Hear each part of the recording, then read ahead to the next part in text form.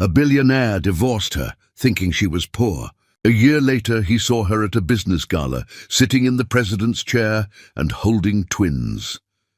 A very beautiful, heartwarming and passionate love story. Don't forget to like, subscribe and comment, because it gives me confidence and gives me courage to write more powerful stories. Let's start with love. Some women are forged in fire, but Wanda Peter was forged in abandonment, humiliation, and the cold realization that the man who promised forever couldn't even give her a single year of loyalty. But before the fire came the warmth. Before the destruction came a love so pure it felt like breathing. Wanda still remembered the exact moment she saw Adam Salt across that crowded conference hall. Not because he was the most handsome man there, though his dark hair and sharp jawline certainly turned heads. Not because of his confident stride or expensive suit. She remembered because when their eyes met, something in her chest shifted, like a lock clicking open after years of being sealed shut. The medical research conference stretched across an entire weekend. Hundreds of doctors and researchers gathered to discuss breakthrough treatments and experimental protocols. Wanda attended alone, as she always did, registered under her mother's maiden name rather than her father's empire. Beta Pharmaceuticals was a name that commanded respect and attention, but Wanda had learned early that attention came with prices she refused to pay. Men saw dollar signs, women saw competition. Nobody saw her. So she became invisible by choice, working in a small research lab, living in a modest apartment, driving a practical car, wearing clothes that whispered rather than screamed. Her father had built an empire worth billions before his death, and her mother had carefully stewarded it until passing it to Wanda's control. But Wanda wanted something her money could never buy, someone who loved her for the woman she was, not the fortune she carried. Adam approached her during the coffee break, holding 2 cups, offering one with a smile that seemed almost shy. "You look like you need this more than I do," he said, nodding toward the cup. That last presentation on cellular regeneration was dense enough to require caffeine intervention. Wanda accepted the coffee, studying him. Most men at these conferences either ignored her completely or hit on her with rehearsed lines. Adam did neither. His eyes met hers with genuine curiosity, not calculation. "Dense is generous," she replied, allowing herself a small smile. "I'm pretty sure he lost everyone after slide 3. Slide 3. Adam laughed, a warm sound that made something flutter in her stomach. "You're kind." I was lost at the title. They talked through the entire break, then somehow found themselves sitting together for the next presentation, passing notes like teenagers about the particularly boring speakers. When the conference ended that evening, Adam asked if she wanted dinner, and Wanda said yes without hesitation. Without the usual careful analysis, she applied to every decision. Dinner became breakfast the next morning. Breakfast became a walk through the city. The walk became another dinner, and suddenly the conference weekend ended, but they didn't want to say goodbye. "I live here," Wanda told him as they stood outside her apartment building. The Sunday evening air warm around them. "In this city, I mean. I work at Stella Research Lab. I'm supposed to fly back tomorrow," Adam said, his hand finding hers, fingers intertwining like they'd been doing this for years instead of hours. "But I don't want to." "That's crazy, right? We just met." "Completely crazy," Wanda agreed, her heart hammering against her ribs. "You should probably go." "I should," he said, stepping closer. "But I won't. Not if you don't want me to." She didn't want him to.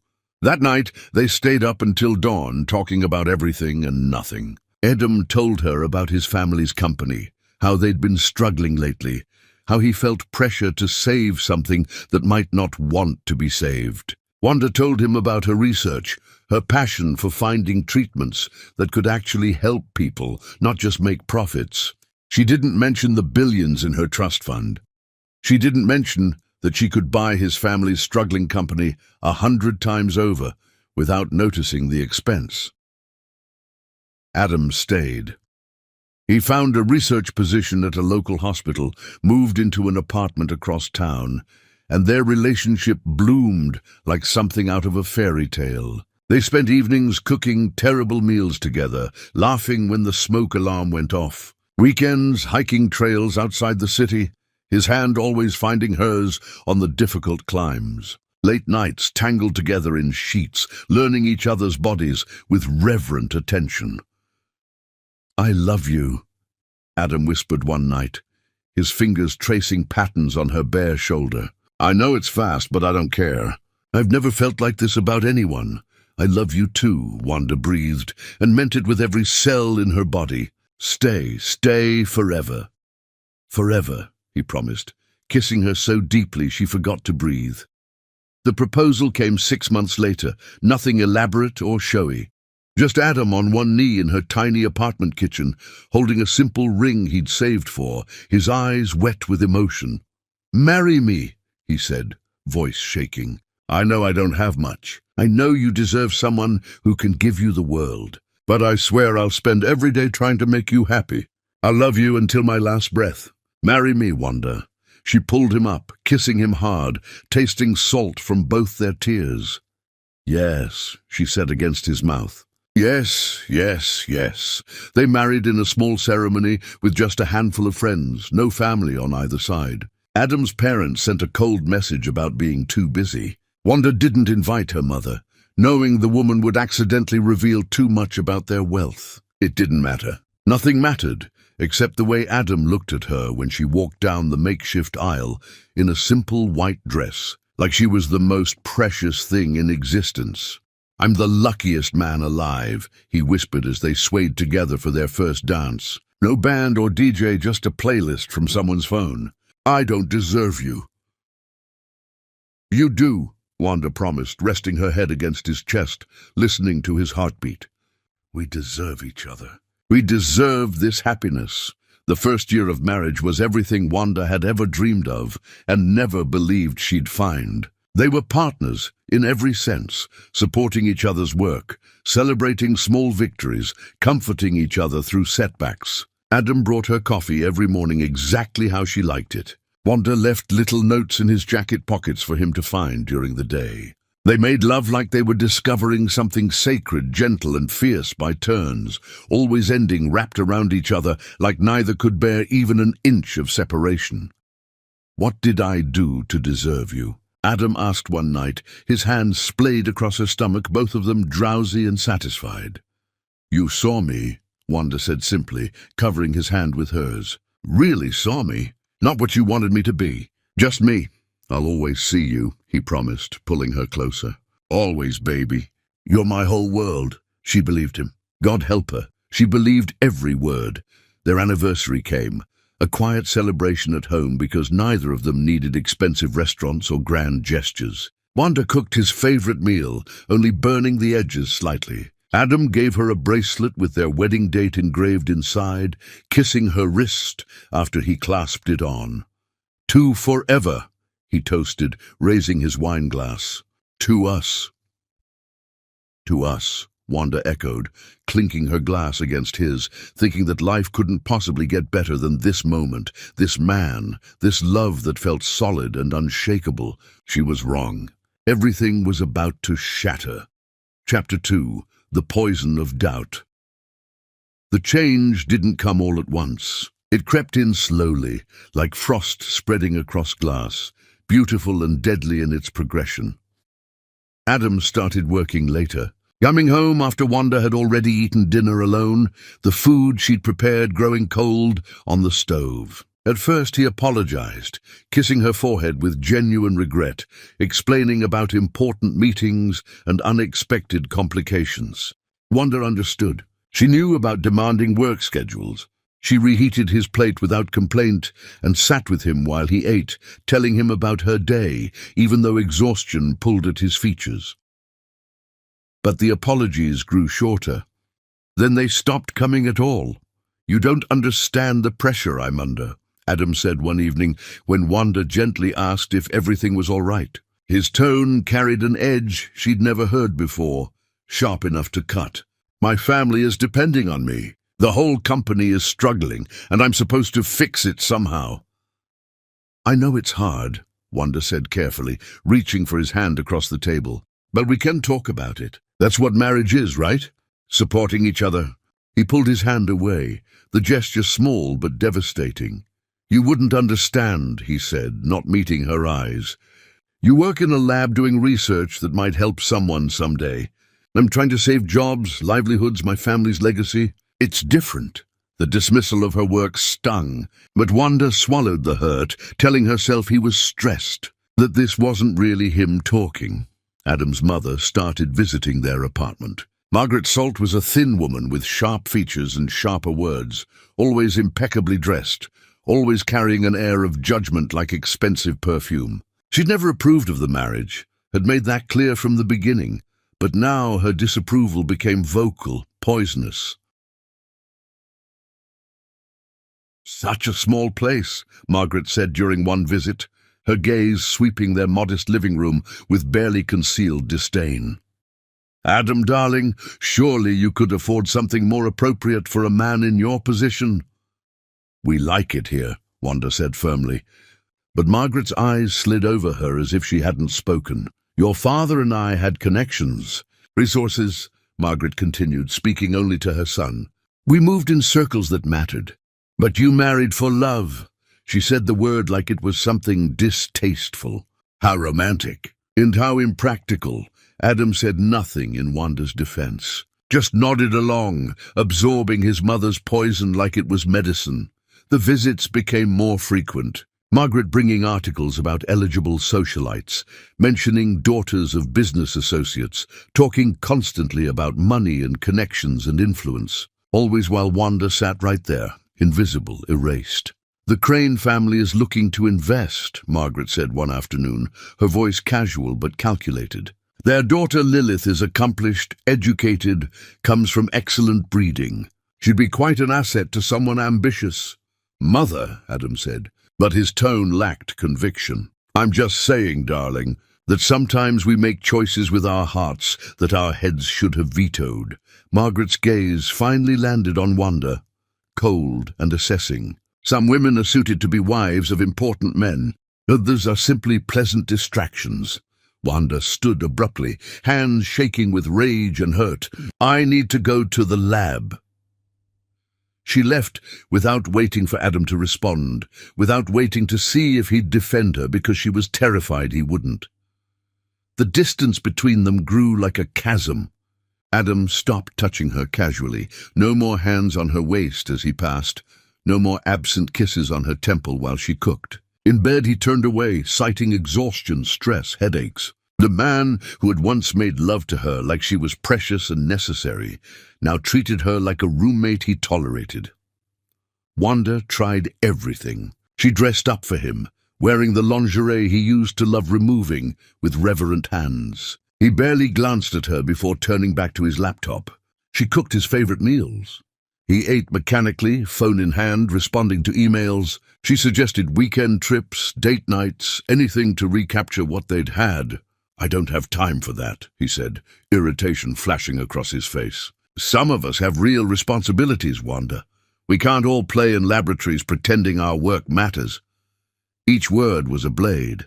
Each dismissal a small death. Wanda started feeling sick in the mornings. At first, she thought it was stress, her body reacting to the slow disintegration of her marriage. But when the nausea persisted, accompanied by exhaustion and a strange sensitivity to smells, she bought a pregnancy test with trembling hands. 2 pink lines, unmistakable, impossible, beautiful. She was pregnant, carrying Adam's child, their child. The baby they'd talked about having someday, when the time was right, when they were ready to expand their perfect little family. Wanda pressed a hand to her still flat stomach, tears streaming down her face. This should be the happiest moment. This should be the thing that brings them back together, reminds Adam of their love, their commitment, their future. But looking around their apartment at the growing distance between them, at Adam's increasingly cold demeanor, at the way he now looked at her like she was an obstacle rather than a partner, Wanda felt fear grip her heart. She decided to wait. To tell him after things improved, after he remembered who they were to each other, after the man she married came back from wherever he'd gone.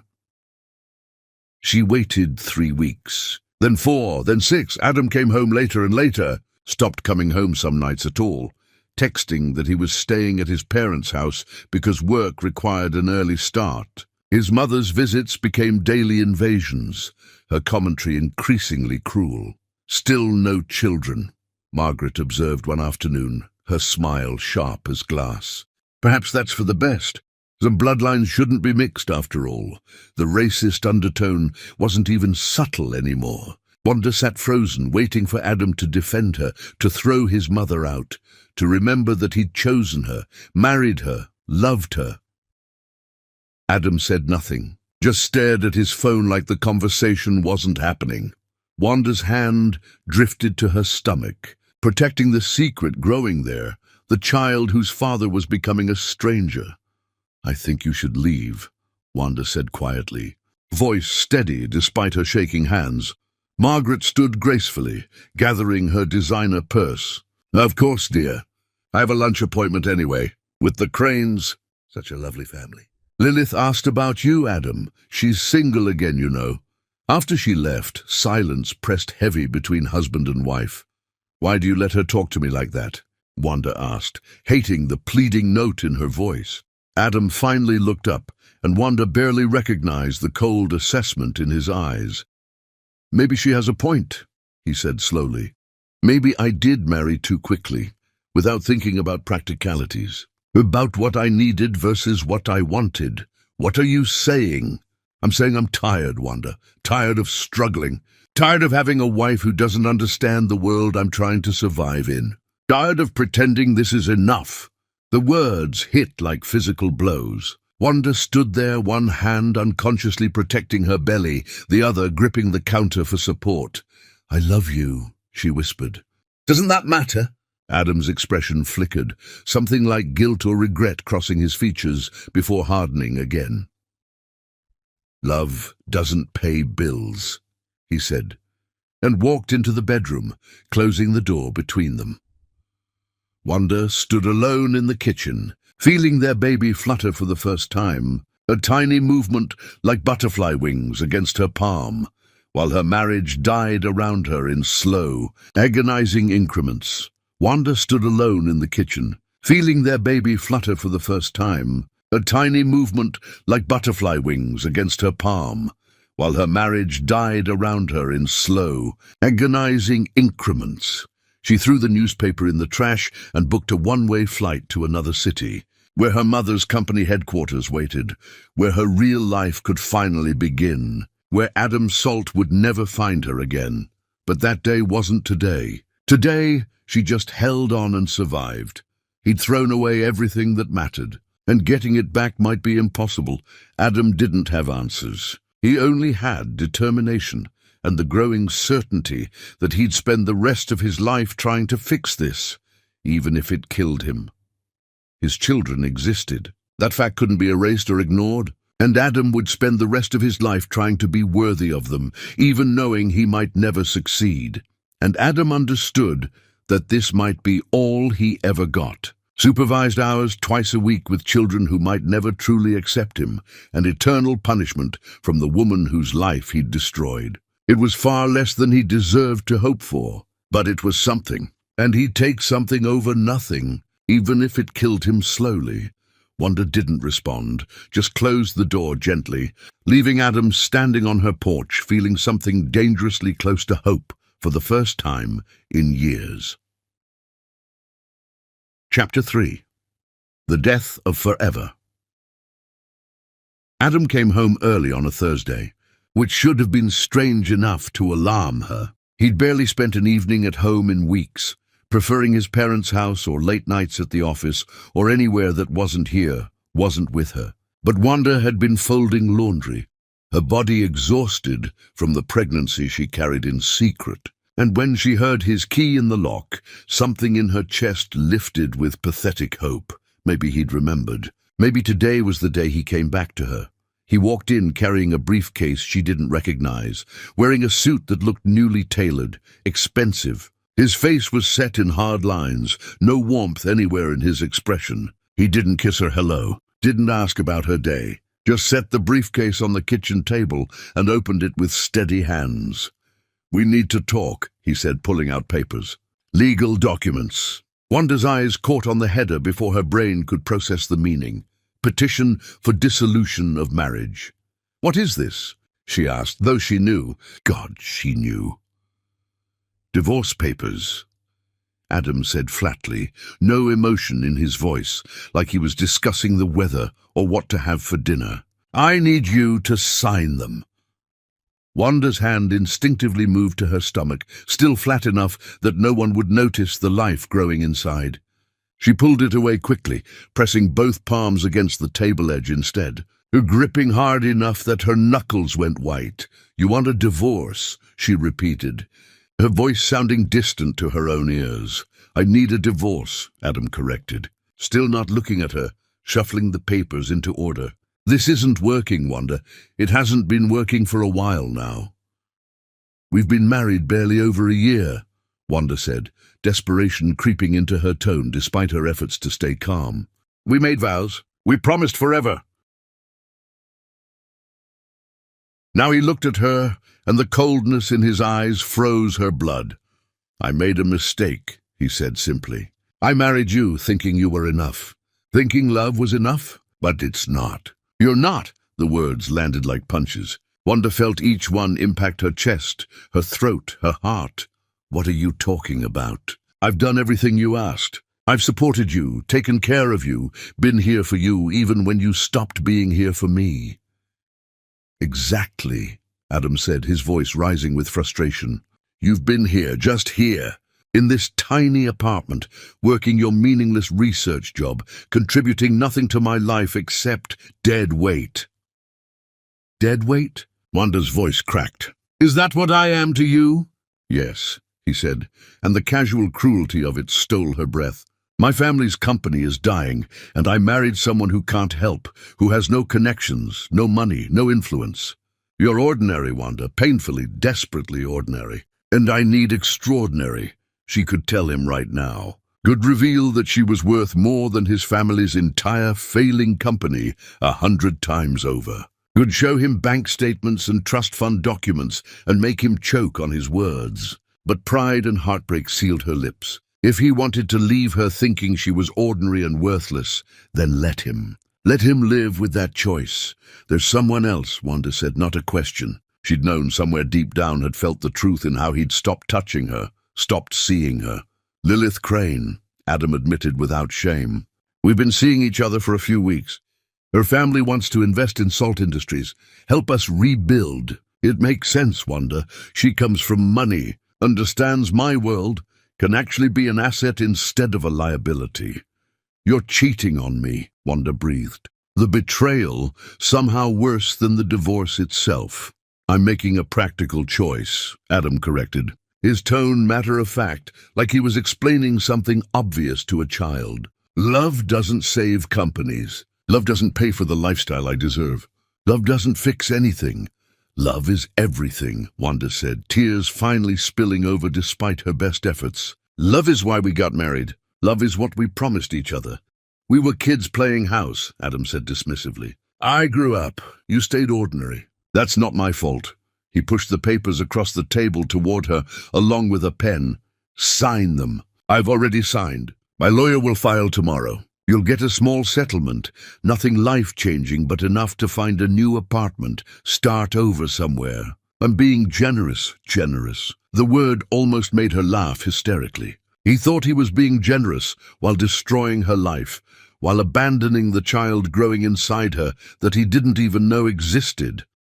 "Tell him," a voice screamed in her head. "Tell him about the baby. Maybe it will change his mind. Maybe he'll remember who you are to each other." But looking at his cold eyes, his impatient expression, the way he kept checking his watch like this conversation was an inconvenience, keeping him from more important things. Wanda knew the truth. This man didn't love her anymore. Maybe he never really had. He'd loved an idea of her, a fantasy of simple happiness. And now that fantasy had collided with his ambition and lost, If she told him about the baby now, he'd either demand she get rid of it or try to use it to trap her in this dead marriage. Neither option was acceptable. Her child deserved better than a father who saw them as an obligation or a tool. She picked up the pen with shaking hands. "You'll regret this," she said quietly. "Not a threat, just a statement of fact." "I doubt it," Adam replied. "Lilith is everything you're not. Accomplished, connected, beautiful in a way that matters." The racist undertone wasn't lost on Wanda. She was beautiful too. But not in the way Adam's family valued, not in the way that opened society doors and impressed business associates. Her brown skin had never been a problem when it was just the two of them, when love supposedly conquered all. But add money and status and family pressure, and suddenly it became another item on his list of her inadequacies. Wanda signed every page where her lawyer's little sticky arrows indicated. She didn't read the terms. Didn't care about settlements or asset division or any of it. She just wanted this over, wanted him gone, wanted to curl up in a ball and scream until her voice gave out. "When are you leaving?" she asked after signing the last page, pushing the stack back across the table. "Now," Adam said, checking his watch again. "I have movers coming tomorrow for my things. You can stay here through the end of the month, then the lease is up. After that, you're on your own."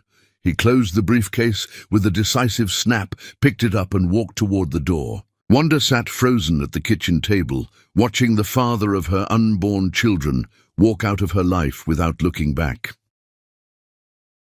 At the door, he paused, and for one desperate second, Wanda thought he might turn around, might see what he was doing, might remember their wedding vows and first kiss and all the promises they'd made. "I really did love you once," he said without turning. "I hope you find someone who can afford to. Someone ordinary like you." Then he was gone. Wanda sat in the silence of their apartment, soon to be just her apartment, temporary shelter before she'd be completely displaced. Her hand finally moved to her stomach, pressing against the slight curve only she could feel, protecting the twins growing inside her that would never know their father. "It's okay," she whispered to them to herself. "We don't need him. We'll be fine. Better than fine. I promise." But the tears that fell onto the divorce papers told a different truth. She wasn't fine. She was shattered. The man she'd loved more than breathing had looked her in the eyes and called her worthless, ordinary, forgettable, had thrown her away like garbage for a woman with better connections and whiter skin. 3 weeks later, Wanda saw the engagement announcement in the society section of the newspaper. Adam Salt and Lilith Crane smiling in expensive clothes at some charity gala, the caption mentioning their upcoming nuptials and the exciting merger of their family interests. They looked perfect together, like they'd been photoshopped into existence. Like Wanda had been nothing but a brief footnote in Adam's journey to this shinier, more acceptable destination. She threw the newspaper in the trash and booked a one-way flight to another city, where her mother's company headquarters waited, where her real life could finally begin, where Adam Salt would never find her again. Chapter 4. Rising from Ashes. The boardroom fell silent when Wanda walked in, and she understood why. She'd been absent from Peter Pharmaceuticals for so long, living her small life under an assumed name, that many of the newer executives had never even met her. They knew her as a ghost, a legend, the founder's daughter who'd disappeared into obscurity after her father's death. Now she stood before them, wearing a designer suit that fit perfectly. Her natural hair styled in elegant twists, her spine straight despite the exhaustion and heartbreak weighing on her shoulders. She was done hiding, done pretending to be less than she was, done sacrificing herself for men who didn't deserve her sacrifice. "Good morning," she said, her voice carrying authority she didn't know she possessed. "My name is Wanda Peter. I'm your new president and we have work to do." The transition happened faster than she expected.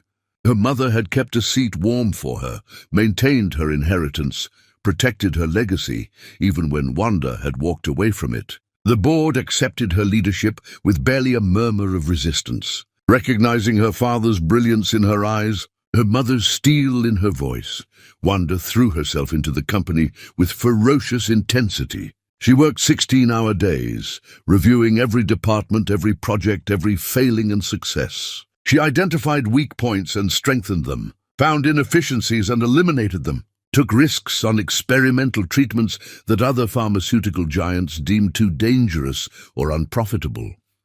Her pregnancy grew along with the company. She worked through morning sickness, taking meetings with a trash can discreetly positioned beside her desk. She negotiated million-dollar deals while her back ached and her ankles swelled. She gave presentations to international investors with her growing belly hidden behind podiums and strategic clothing.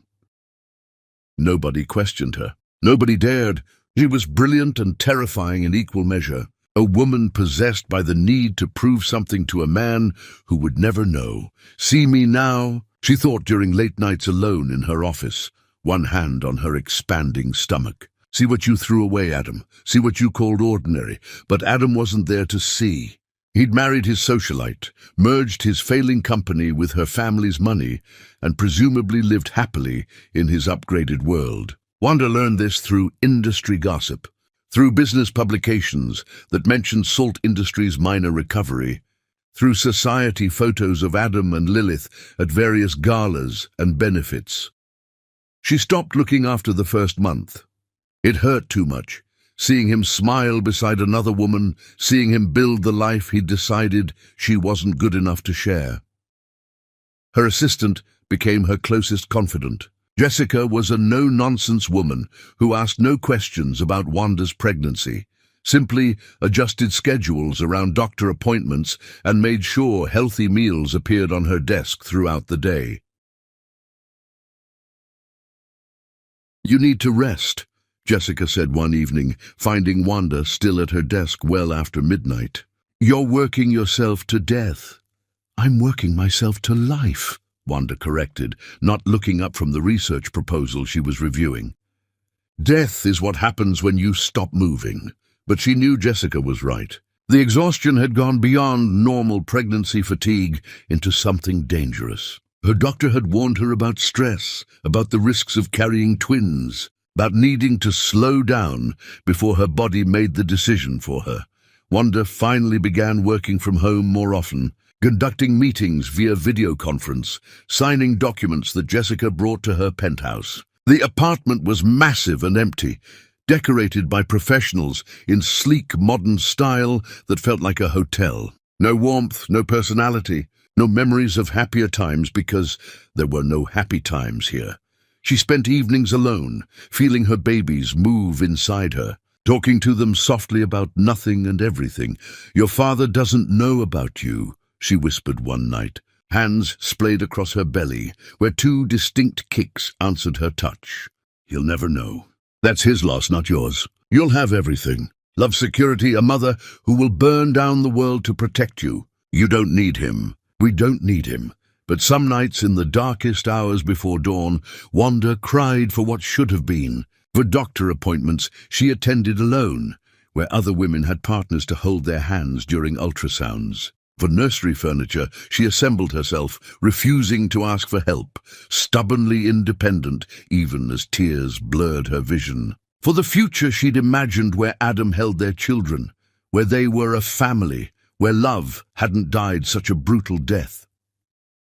The babies came early, several weeks before their due date. Wanda woke at 3 a.m. to cramping that quickly escalated into labor pains that stole her breath. She called Jessica, called her doctor, called for a car, all while contractions ripped through her body with increasing intensity. The hospital room was cold and clinical. Nurses moved efficiently around her, checking monitors, adjusting IVs, speaking in calm tones that did nothing to ease her terror. Jessica held her hand through the worst of it, but Jessica wasn't Adam.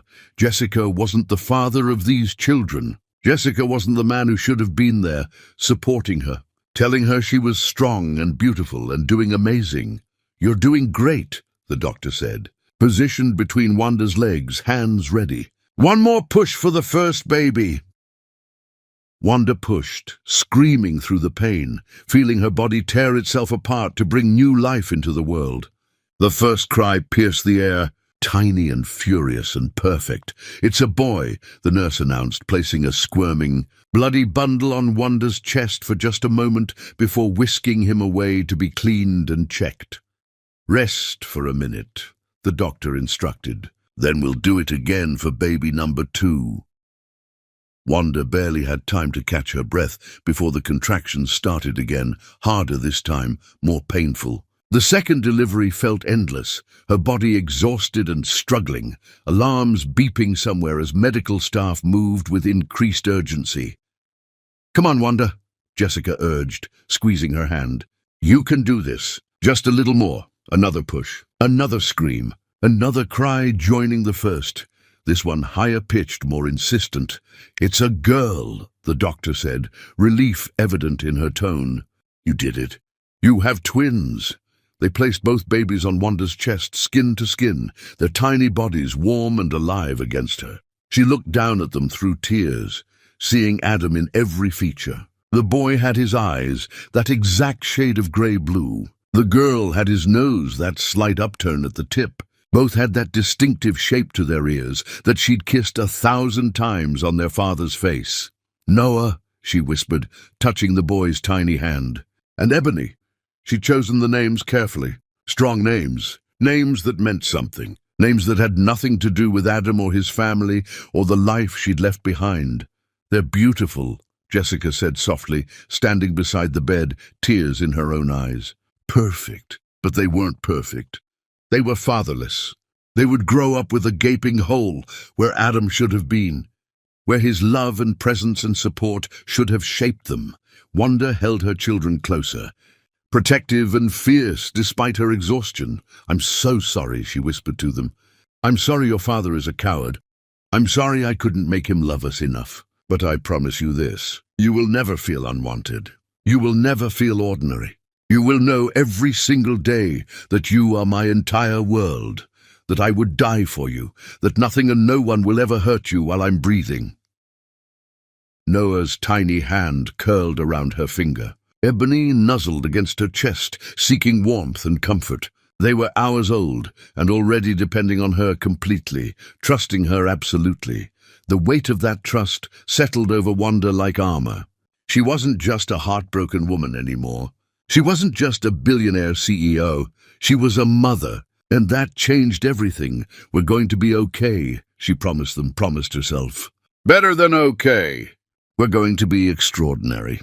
And someday your father will see us and realize exactly what he threw away. But by then, it won't matter, because we'll be so far beyond him, he won't even be able to touch us." Through the hospital window, dawn broke over the city, painting the sky in shades of pink and gold. A new day, a new beginning, a new life built on the ashes of the old one. Wanda closed her eyes, feeling her children's heartbeats against her own, and let herself believe that maybe, eventually, the pain would fade, that maybe someday she'd remember how to be whole again. But that day wasn't today. Today, she just held on and survived. Chapter 5. The Reckoning. Adam Salt adjusted his bow tie for the 3rd time, ignoring Lilith's annoyed sigh beside him. The annual International Medical Research Charity Gala was the event of the season, drawing pharmaceutical executives and medical innovators from around the globe. Normally, Adam would have been excited, networking opportunities combining with the chance to showcase Salt Industries' recent modest recovery. Tonight, he just felt tired. "Stop fidgeting," Lilith hissed, her manicured nails digging into his arm with more force than necessary. "You're embarrassing me." Everything embarrassed Lilith lately. His car wasn't new enough. His watch wasn't expensive enough. His company's recovery wasn't impressive enough. Their marriage had become a performance, beautiful on the surface and rotten underneath. And Adam was exhausted from playing his role. He thought about Wanda sometimes, late at night when Lilith slept beside him cold as marble. wondered where she'd gone, what she was doing, if she'd found someone new. The divorce had finalized quickly, cleanly, and she'd disappeared without a trace. Part of him felt relief. Another part, one he refused to examine too closely, felt something uncomfortably like regret. The ballroom glittered with chandeliers and designer gowns, champagne flowing freely among clusters of important people discussing important things. Adam grabbed a glass from a passing waiter, earning another disapproving look from Lilith. "You're drinking too much lately," she said, her voice pitched low but sharp enough to cut. "Control yourself!" Adam drained the glass in response, feeling petty satisfaction at her pursed lips. Their marriage had degraded into these small rebellions, these tiny ways of hurting each other because the big ways required too much energy. The lights dimmed, signaling the start of the evening's program. A man in an expensive suit took the stage, tapping the microphone. "Good evening, ladies and gentlemen. Tonight, we're honored to have a very special guest, someone who has revolutionized pharmaceutical development and increased access to life-saving treatments worldwide. Please welcome our keynote speaker and this year's Humanitarian Award recipient, Wanda Peter, President and CEO of Peter Pharmaceuticals." The name hit Adam like a physical blow. Wanda, his Wanda, but that was impossible. His Wanda had been nobody, a simple researcher with no connections or money. This had to be someone different, a coincidence of names. Then she walked onto the stage, and Adam's champagne glass slipped from his nerveless fingers, shattering against the floor. She was magnificent.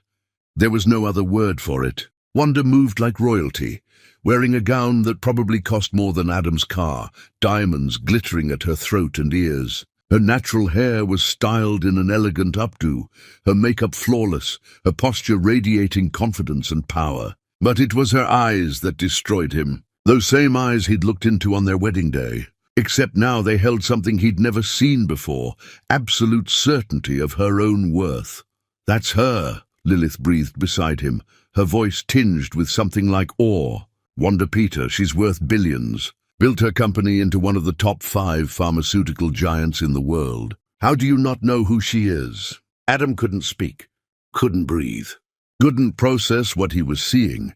Wanda began her speech, her voice carrying through the ballroom with natural authority. She spoke about innovation, about making medicine accessible, about refusing to let profit margins dictate who deserved to live and who deserved to die. The audience hung on her every word, and Adam heard the brilliance he'd once dismissed as meaningless research work, saw the passion he'd called ordinary, witnessed the extraordinary woman he'd thrown away.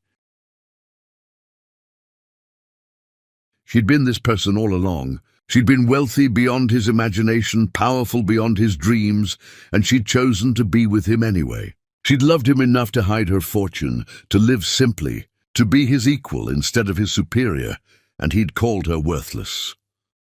Midway through her speech, a woman brought 2 children onto the stage, beautiful little ones who couldn't have been more than toddlers. Twins, clearly, 1 boy and 1 girl. Wanda's face transformed when she saw them, cold authority melting into warmth and love. She lifted them onto her lap without missing a beat in her speech, the audience charmed by the humanizing moment. Adam stared at those children, something nagging at his mind. The boy had familiar eyes. The girl had a familiar nose. They looked like someone he knew, some resemblance he couldn't quite place. "How sweet," Lilith said dismissively. "Single mother trying to do it all. So exhausting to watch. Single mother." The words echoed in Adam's head. Wanda had children. When had that happened? How long after the divorce? Who was the father? Jealousy burned through him, caustic and irrational. Some other man had given Wanda children, had built a family with her, had gotten everything Adam had thrown away. Wanda finished her speech to thunderous applause, standing with a child in each arm, smiling graciously as the audience rose in a standing ovation. Her eyes swept the crowd, acknowledging the adoration, and then they landed on Adam. For exactly 2 seconds their gazes locked. Adam saw recognition flare in her expression, saw something that might have been pain flash across her features, saw her spine straighten even further. Then her face went completely blank, cold as winter, and she looked away from him like he was nothing, less than nothing, like he didn't exist. The dismissal cut deeper than any words could have. Adam had expected anger, hurt, some sign that he'd mattered to her. Instead, she'd looked at him the way she might look at a stain on her expensive carpet, unfortunate, forgettable, easily overlooked. "I need to talk to her," Adam said, already moving toward the stage. Lilith grabbed his arm. "What? Why? Adam, what's wrong with you?" He shook her off, pushing through the crowd of people trying to congratulate Wanda. Important people. Powerful people. People who actually mattered in her world. Security personnel materialized around her like magic, dark-suited men with earpieces creating a protective barrier. Adam reached the edge of that barrier, close enough to call her name. "Wanda!" She heard him. He saw her shoulders stiffen, saw her hand tighten on the little girl's back. But she didn't turn around, didn't acknowledge him at all. Just continued her conversation with some foreign dignitary, laughing at something he said, holding her children like they were her shields against Adam's existence. "Sir, step back, please," one of the security guards said, his tone polite but firm. "I need to speak with Ms. Peter," Adam insisted, trying to move closer. "I know her. We used to be—" "Sir," the guard repeated, less polite now. "Step back, or you'll be removed from the venue." Adam watched helplessly as Wanda disappeared into the crowd, surrounded by admirers and business associates, her twins tucked safely against her. She never looked back, never gave him a single glance. He might as well have been invisible. Lilith found him standing there, humiliation burning his face, his entire world tilting sideways. "Do you know her?" Lilith demanded, suspicion sharpening her features. "Adam, do you know Wanda Peter?" "She was my wife," Adam said, his voice hollow. "That was my wife." Lilith's laugh was cruel and delighted. "That was your ex-wife? The nobody you left to marry me? Oh my God, Adam, you divorced a billionaire to marry me? You're even more pathetic than I thought." She walked away, probably to spread this delicious gossip through their social circle, probably to humiliate him further. Adam didn't care. He stood rooted to the spot, staring at the place where Wanda had been, trying to understand how everything he thought he knew had been a lie. She'd been wealthy all along, powerful all along. She'd chosen simplicity, chosen him, and he'd repaid that choice by calling her ordinary and leaving her for a woman with a fraction of Wanda's worth in every measurable way. And those children. Those beautiful children she held with such fierce protection. The boy's eyes haunted him. So familiar. Like looking in a mirror. Adam pulled out his phone with shaking hands, pulling up photos from the gala that were already hitting social media. He zoomed in on the twins, studying their faces with growing horror. The timeline clicked into place like a bomb detonating. If those children were around one or so, they would have been born roughly around the time of the divorce. Maybe after. Maybe during. Maybe Wanda had been pregnant when he left her. The thought made him physically ill. Adam stumbled to a bathroom, barely making it to a stall before vomiting, his body rejecting the possibility even as his mind calculated probabilities. Those could be his children. Those could be his son and daughter. And he'd never know, because Wanda Peter wouldn't look at him, wouldn't speak to him, wouldn't acknowledge his existence even for 2 seconds. He'd destroyed everything. For what? For a cold marriage and a struggling company and a life that felt like wearing someone else's skin. Adam gripped the sides of the toilet, forehead pressed against his arm, and finally understood the full weight of what he'd done. He'd thrown away everything that mattered, and getting it back might be impossible. Chapter 6. Chasing Ghosts. Adam hired a private investigator within hours of the gala, spending money he couldn't afford on answers he desperately needed. The report came back 3 days later, 20 pages of documentation that systematically destroyed every lie he'd told himself about his ex-wife.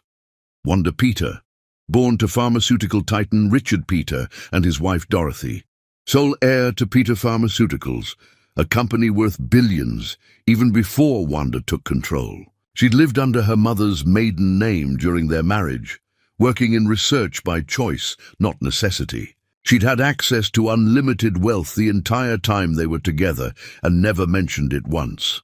Adam sat in his home office, reading the report for the 5th time, each detail a knife twisting in his gut. There were photos included. Wanda at charity events as a teenager, wearing designer gowns, standing beside her father at pharmaceutical conferences. Wanda graduating from an elite university with multiple advanced degrees. Wanda's trust fund statements showing numbers that made Adam's eyes blur. She'd been extraordinary all along, and he'd called her ordinary. She'd been worth more than his entire family's legacy, and he'd left her for someone with a fraction of her wealth. She'd loved him enough to hide her fortune, to let him feel like an equal, to build a life based on who they were rather than what they had. And he'd thrown it away because his mother poisoned his mind and his ego demanded more. "What are you doing?" Lilith demanded from the doorway, her voice sharp with irritation. She'd been angry since the gala, since learning about Wanda, since realizing Adam had traded down to marry her. "Research," Adam said without looking up. "On your ex-wife. Are you serious right now?" Lilith's heels clicked against the hardwood as she stormed into the room. "She made you look like a fool, and you're obsessing over her?" "I made myself look like a fool," Adam corrected, finally meeting his wife's furious gaze. "Wanda just existed. That was enough." Lilith's slap came fast, her palm connecting with his cheek, hard enough to snap his head sideways. Adam touched his stinging face, feeling nothing but tired acceptance. "I want a divorce," Lilith said, her voice cold and final. "I didn't sign up to be married to a pathetic man pining after the one who got away. You're a disappointment, Adam. Your company is mediocre. Your ambition is pathetic, and frankly, you were never worth the effort my family put into saving you." She walked out, and Adam didn't try to stop her. He turned back to the report, back to photos of Wanda, back to trying to understand how he'd been so catastrophically blind. The investigator had included recent photos too. Wanda at her company headquarters, commanding and powerful. Wanda at various events, always surrounded by important people. And Wanda with her twins, candid shots caught by paparazzi cameras, showing her playing with them in a private park. Her face transformed by love and joy. Adam zoomed in on the children's faces, studying every feature obsessively. The boy had his eyes. He was certain now. That exact shade, that exact shape. The girl had his nose, his ears, his chin. They both had the small birthmark on their left temple that Adam had inherited from his father. Those were his children. He knew it with bone-deep certainty. Wanda had been pregnant when he divorced her, and she'd never told him. Had carried his babies alone, had given birth alone, had raised them alone, while he played happy families with Lilith. The guilt crushed him. Adam put his head in his hands and cried for the first time since childhood, great gasping sobs that shook his entire body. He'd abandoned his pregnant wife. He'd called her worthless, while his children grew inside her. He'd chosen status over love and lost everything that actually mattered. He had to talk to her, had to explain, apologize, beg forgiveness, had to find out the truth about those children. Adam called Peter Pharmaceuticals the next morning, asking to speak with Wanda. The receptionist was polite but firm. "I'm sorry, Ms. Peter doesn't take unsolicited calls. If you'd like to schedule a meeting, you can submit a request through our website." "This is personal, not business," Adam tried, desperation creeping into his voice. "Please just tell her Adam Salt called. She'll know who I am." A long pause. "One moment, sir." Hope flared in Adam's chest. Maybe she'd talk to him. Maybe she'd give him a chance to explain. The receptionist came back, her tone slightly cooler. "Ms. Peter has asked me to inform you that she has no interest in personal communication with you. Please don't call again." The line went dead. Adam tried calling back. The receptionist blocked his number. He tried calling from different phones. They recognized his voice and hung up. He tried emailing her directly, only to have his messages bounce back as blocked. She'd cut him off completely, efficiently, brutally. Desperate, Adam attended a pharmaceutical conference where Wanda was scheduled to speak. He sat in the back row, watching her present groundbreaking research with confidence and brilliance, seeing the woman he'd married shine in ways he'd never allowed himself to notice before. When the presentation ended, Adam fought through the crowd, trying to reach her before she left. Security spotted him first, two large men materializing at his elbows. "Mr. Salt," one said quietly, "Ms. Peter has requested that you not approach her. Please leave the venue." "I just need 5 minutes," Adam pleaded, not caring that people were staring. 5 minutes to apologize. "To explain. Leave now or we'll escort you out forcibly." Adam caught Wanda's eyes across the room. She stood watching him with her security team, her expression completely neutral, not a flicker of emotion visible. She looked at him the way someone might look at a stranger causing a scene, annoyed, uncomfortable, ready for him to be gone. Then she turned and walked away, disappearing through a side exit, taking any hope of conversation with her. The security guards physically removed Adam from the building, depositing him on the sidewalk like garbage. Humiliated and desperate, Adam sat on the curb and tried to figure out his next move. He started showing up at Peter Pharmaceuticals headquarters during lunch hours, hoping to catch Wanda coming or going. She never used the main entrance. He waited for hours, watching employees stream past. But Wanda remained invisible, probably exiting through private garages or secured areas he couldn't access. After a week of this, Wanda's head of security approached him directly. "Mr. Salt, you're making Miss Peter uncomfortable. She's asked me to inform you that if you continue this behavior, she'll pursue a restraining order. Go home, move on with your life." She has. The words cut like broken glass. She'd moved on. Of course she had. Why wouldn't she? He'd given her every reason to erase him from her memory. Adam wrote her a letter, pouring out everything he felt, every regret and realization. He sent it through his lawyer, thinking maybe official channels would work where personal ones failed. The letter came back a week later, shredded into confetti, placed carefully in an envelope with a note from Wanda's lawyer. "Ms. Peter has no interest in your attempts at communication. Cease all contact or face legal consequences." His marriage to Lilith officially ended with papers served by her lawyer. She was taking everything the prenup allowed, which wasn't much, since Adam had insisted on a prenup protecting his family assets. The irony wasn't lost on him. He'd been so certain he was the prize, so convinced his worth exceeded hers. He'd been wrong about everything.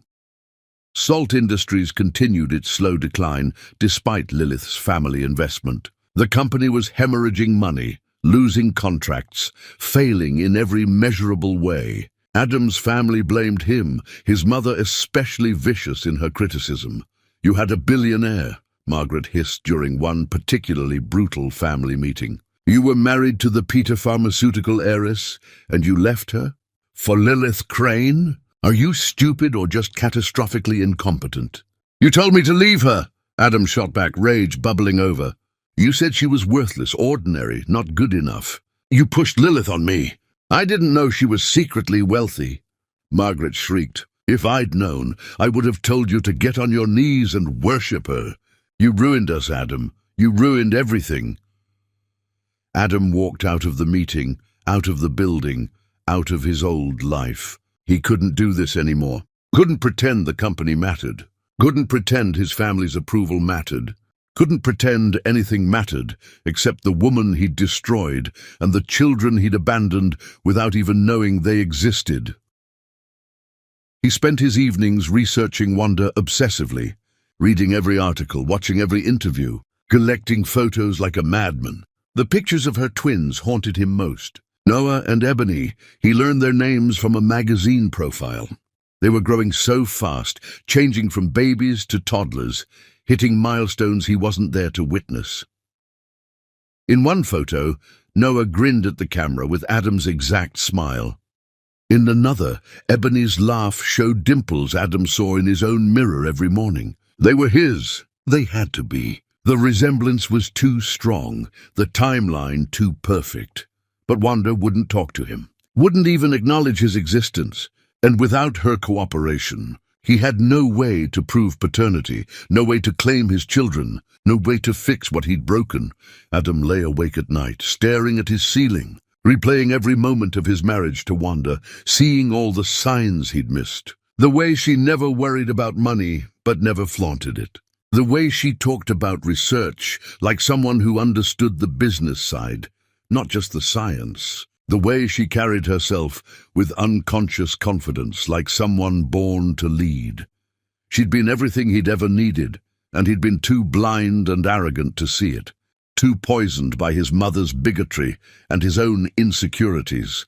Now she was untouchable, unreachable, and Adam was drowning in regret with no shore in sight. His phone buzzed with a news alert.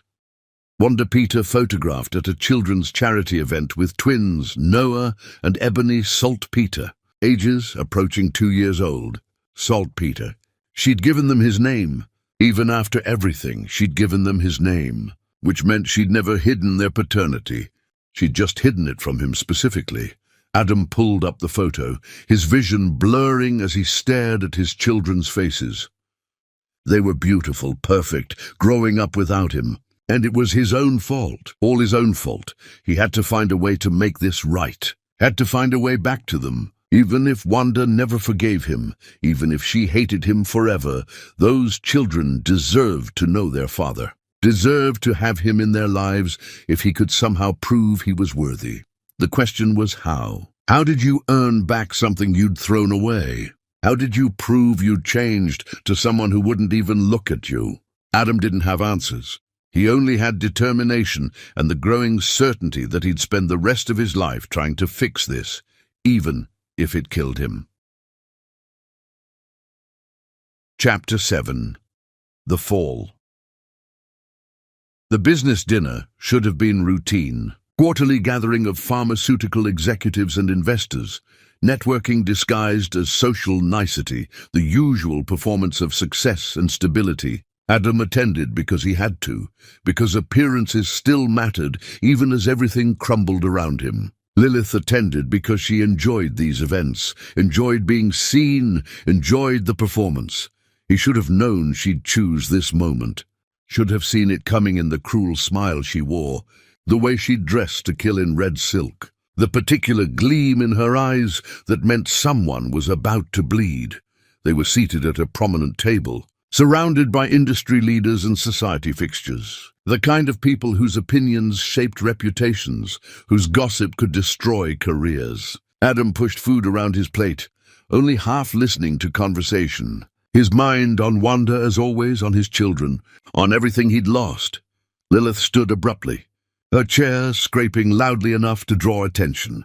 She tapped her knife against her champagne flute, the crystalline sound silencing nearby tables. "I'd like to make an announcement," she said, her voice carrying through the dining room with practiced projection. "Many of you know my husband Adam and I have had a challenging time lately.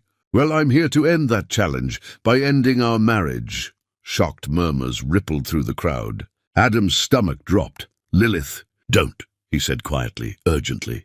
She ignored him, her smile widening. "You see, I made a terrible mistake marrying Adam.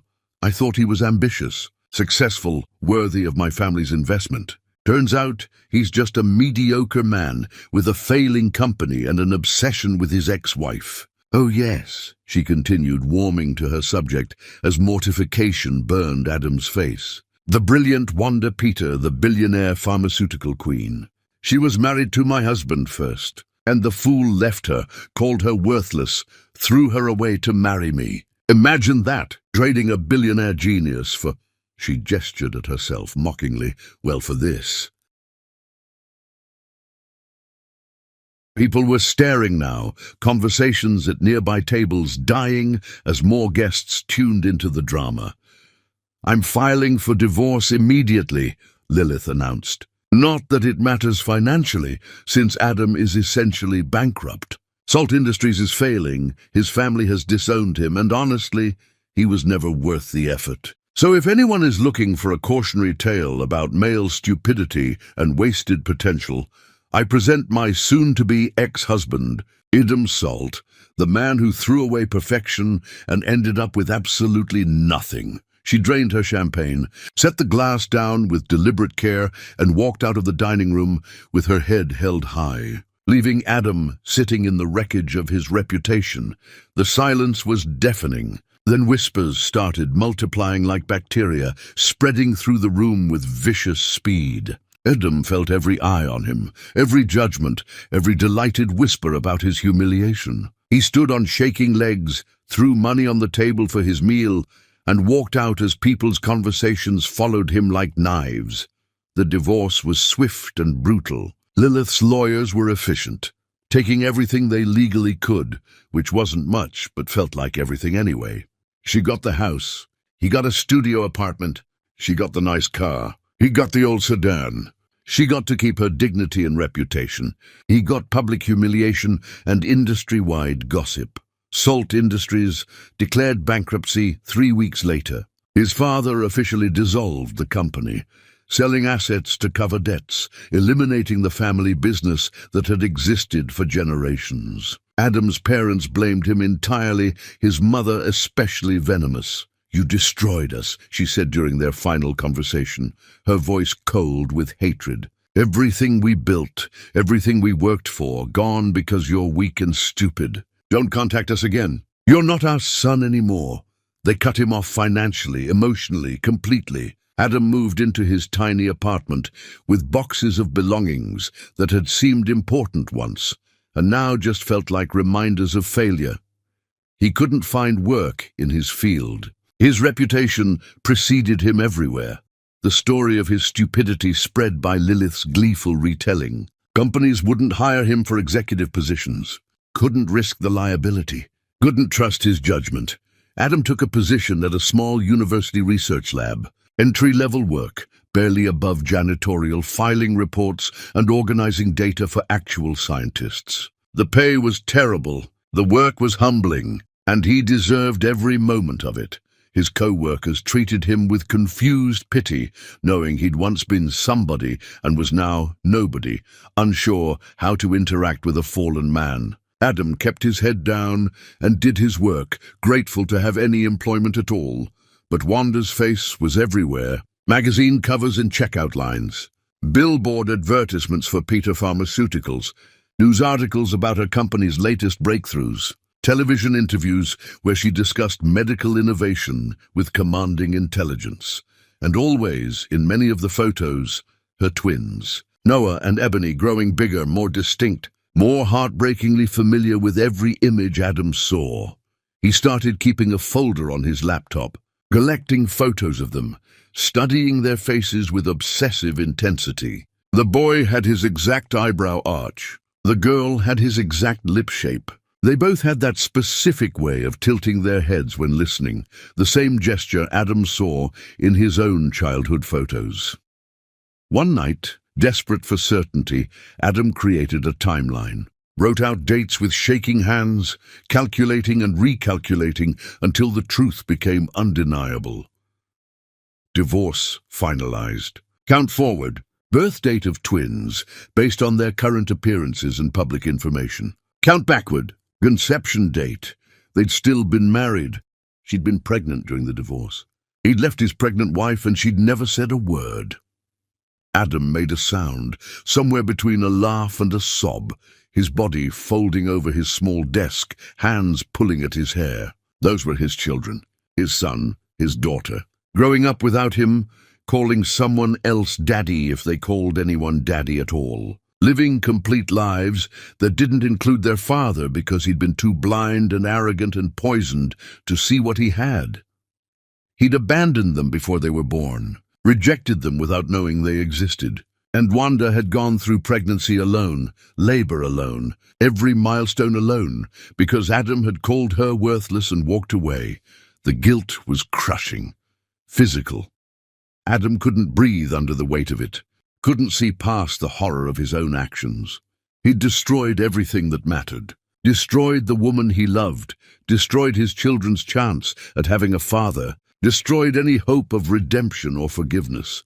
He cried until he had nothing left, until his body was empty and hollowed out, until even tears wouldn't come anymore. But crying fixed nothing, regret fixed nothing. He'd made choices, catastrophic ones, and now he had to live in the consequences. Adam pulled up a photo of Noah and Ebony on his computer, really looking at them. They were beautiful, healthy, obviously well cared for and loved. Wanda had given them everything, been both mother and father, provided security and stability and everything children needed to thrive.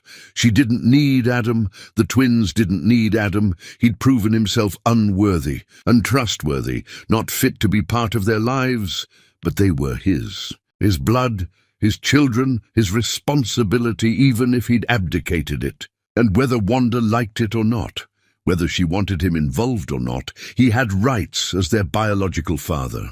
Legal rights that couldn't be erased by his past mistakes. Adam knew what he had to do, even knowing it would hurt Wanda, even knowing she'd hate him more for it. He had to establish paternity legally, had to prove those children were his, had to fight for the right to be in their lives, because walking away again wasn't an option, even if staying away was what Wanda wanted. His hands shook as he searched for family lawyers, reading reviews, looking for someone who could help him navigate this nightmare. He couldn't afford expensive representation, but he'd spend his last dollar if it meant getting access to his children. This would be war. Wanda would fight him with every resource at her disposal. She'd make him suffer, make him pay, make him prove himself over and over. And he deserved all of it. But those children deserved to know their father, assuming he could become worthy of being known. They deserved the truth, deserved options, deserved more than growing up with the carefully edited story of why Daddy wasn't around. Adam pulled up the photo again, touching the screen gently where Noah's face smiled back at him. "I'm sorry," he whispered to the image, to his son, to the daughter beside him. "I'm so sorry I wasn't there. That I didn't know. That I was too stupid and proud to see what I had. But I'm here now. I'm not perfect, I'm not worthy, but I'm here. And I'm going to fight for you, even if you end up hating me for it. Even if your mother destroys me. You're my children, and I won't abandon you again." The promise felt sacred and terrifying in equal measure. Adam had lost everything that mattered. Now he had to somehow earn back even a fraction of it, one painful step at a time, against impossible odds. He thought about Wanda's face at the gala, the way she'd looked through him like he was invisible. Thought about her security removing him from conferences, her lawyers sending back his shredded letters, her complete and total rejection of his existence. She would never forgive him. That was clear. But maybe, someday, she'd tolerate him enough to let him be part of their children's lives. Maybe someday he'd earn the right to be called Daddy. Maybe someday the twins would know him as more than the man who abandoned their mother. It wasn't hope exactly. Hope felt too bright, too optimistic for the reality he faced. But it was something, a direction, a purpose that extended beyond his own destroyed life into something bigger and more important.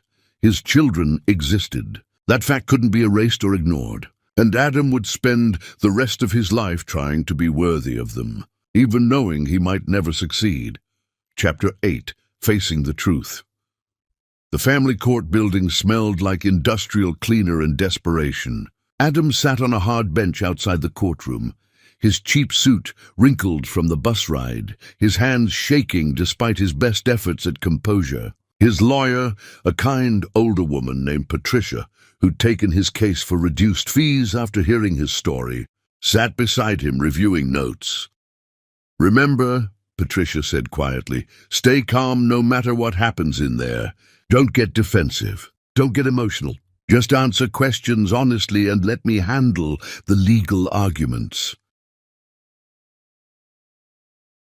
Adam nodded, his throat too tight for words. Down the hall a door opened, and Wanda emerged with her legal team. 3 lawyers in expensive suits, all surrounding her like protective armor. She wore a charcoal business suit that probably cost more than Adam's monthly rent. Her hair pulled back severely, her face a mask of cold fury.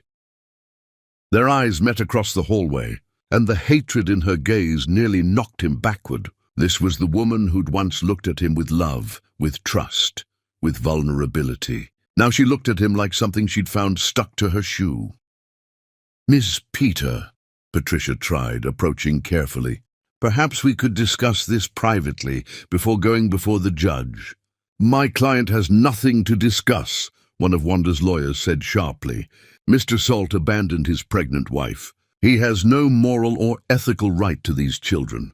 "But potentially a legal one," Patricia countered. "Which is why we're here." Wanda still hadn't spoken, hadn't broken eye contact with Adam. When she finally did speak, her voice was ice and broken glass.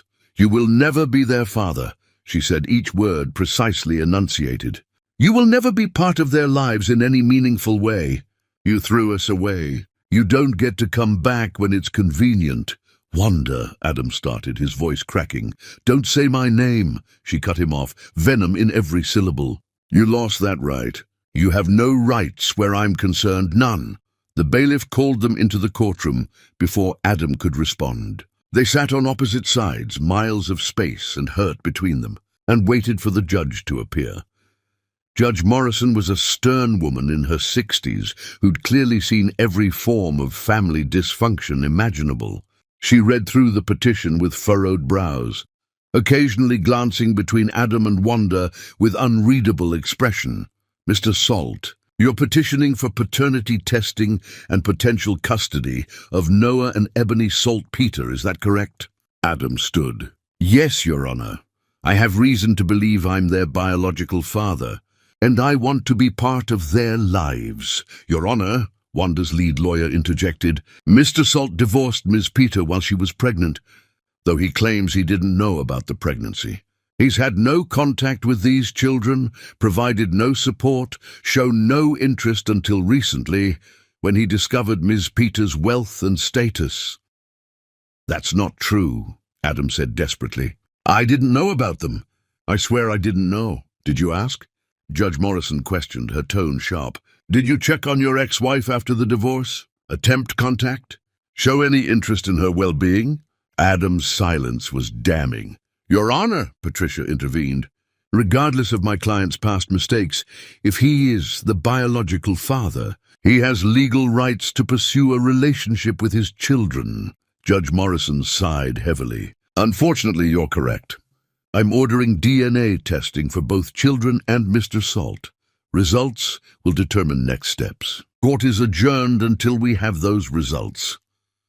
The DNA testing happened at a clinical facility, cold and impersonal. Adam provided samples, watched as technicians swabbed inside his cheek, filled out forms with shaking hands. Somewhere else, Noah and Ebony were going through the same process, too young to understand why, probably scared and confused. The wait for results felt endless. Adam couldn't sleep, couldn't eat, could barely function. He went to work at the lab, filed his reports mechanically, and counted down hours until he'd know for certain. The results came back exactly as he'd known they would. Noah Saltpeter, 99.9% probability of paternity. Ebony Saltpeter, 99.9% probability of paternity. They were his. Legally, scientifically, undeniably his children. Adam sat in the courthouse bathroom and cried, overwhelmed by joy and grief in equal measure. He had children, beautiful, perfect children. And he'd missed everything. Every milestone, every moment, every precious day of their early lives, gone forever because of his own stupidity. The custody hearing was brutal. Wanda's lawyers painted Adam as an abandoner, a man who couldn't be trusted, someone who'd proven himself unworthy of fatherhood by his actions. They presented evidence of his financial instability, his professional failures, his public humiliation. They made him sound dangerous, unreliable, a threat to the twins' stability. Patricia countered with arguments about rehabilitation, about children deserving relationships with both parents, about legal rights that couldn't be dismissed because of past mistakes. Judge Morrison listened to everything, her expression grave, and finally rendered her decision. Mr. Salt is granted supervised visitation. 2 sessions weekly, 2 hours each. At an approved facility with a court-appointed supervisor present. Ms. Peter retains full legal and physical custody. Mr. Salt will pay child support proportionate to his income. We'll review this arrangement in 6 months to assess Mr. Salt's commitment and the children's well-being. It was something. Not much, but something. Adam nearly collapsed with relief. Wanda's face remained carved from stone, not a flicker of emotion visible. She stood, gathered her things, and walked out without looking at him once. The first supervised visit was scheduled for the following week. Adam arrived early at the facility, a cheerful room painted in primary colors, with toys and books scattered around. The supervisor, a grandmotherly woman named Helen, briefed him on rules. No physical discipline, no discussion of the custody situation, no attempts to turn the children against their mother. Just supervised interaction, carefully monitored. "They're very young," Helen warned gently. "They may not warm to you immediately. Be patient." Then Wanda arrived with Noah and Ebony, and Adam's heart stopped. They were bigger than in photos, more real, more perfect. Noah wore a little shirt with dinosaurs on it. Ebony had her hair in 2 puffs with colorful barrettes. They held their mother's hands, looking uncertain and small. "Noah, Ebony," Wanda said, her voice gentle with them, in ways it would never be with Adam again. "This is Adam. You're going to spend some time with him while Mommy waits outside. Miss Helen will be here the whole time, okay?" "Why?" Noah asked, his voice tiny, suspicious. "Because the judge said so," Wanda answered honestly. "You don't have to be scared. Just be yourselves." She kissed both their foreheads, gave Helen a long look that communicated volumes of protective warning, and sat in a chair across the room, far enough for privacy, but close enough to intervene if needed. She pulled out her tablet, not looking at Adam, making clear she'd give him his court-ordered time and not 1 second more. Adam knelt down to the twins' level, his heart hammering against his ribs. These were his children, his blood, his responsibility, and they looked at him like he was a stranger. Because he was. "Hi," he said softly, his voice breaking. "It's nice to meet you both." Ebony immediately hid behind Helen's legs. Noah stared at him with solemn eyes, Adam's eyes wary and uncertain. "Do you like dinosaurs?" Adam tried, gesturing to Noah's shirt. Noah didn't answer, just pressed closer to his sister. The 2 hours were torture. Adam tried everything. Offered toys they ignored, read books they wouldn't sit still for, ask questions they wouldn't answer. They sat together on the other side of the room, occasionally glancing at him with identical expressions of confusion and mistrust. Wanda never looked up from her tablet, but Adam could feel her awareness, her judgment, her satisfaction at seeing him fail. When the time ended, Noah and Ebony practically ran to their mother, burying their faces against her. She scooped them up effortlessly, whispering reassurances, and carried them out without acknowledging Adam's existence. "First meetings are often difficult," Helen said kindly, seeing Adam's devastation. "Give it time." But time meant more of the same. Week after week, Adam showed up for his supervised visits. Week after week, the twins remained distant, uncomfortable, treating him like an unwelcome intrusion. And week after week, Wanda sat across the room, radiating cold fury, never speaking to him, never looking at him, making clear exactly what she thought of his presence in their lives. After one particularly difficult session, where Ebony cried the entire time, Adam waited outside the facility, desperate to talk to Wanda. She emerged with the twins, already heading toward her car. "Wanda, please," he called out, not approaching but not letting her disappear either. "Can we just talk? 5 minutes. About the kids, about how to make this easier for them." She stopped, slowly turned to face him. The look in her eyes could have frozen oceans. "You want to make this easier for them?" she said, her voice dangerously quiet. "Here's how. Disappear. Go back to whatever hole you crawled out of. Let them forget you exist. That would be easiest for everyone." "They're my children," Adam said, trying to keep his voice steady. "I have a right to know them." "Rights," Wanda laughed, bitter and cutting. "You want to talk about rights?" You had the right to be their father from the moment they were conceived. You threw that right away when you called me worthless and walked out. You don't get to claim rights now because a judge signed a piece of paper. I made mistakes, Adam said desperately. Horrible, unforgivable mistakes. But I'm trying to fix them. I'm trying to be better, for them or for yourself. Wanda shot back. Are you here because you genuinely care about Noah and Ebony? Or are you here because your guilt finally caught up with you and you need absolution? Because I'm not giving you absolution, Adam, and neither will they. You're a stranger who makes them uncomfortable, and you always will be. She turned to leave. Adam took a step forward without thinking. I loved you, he said, the words ripping out of him. I still do. I was stupid and poisoned and wrong about everything, but I loved you.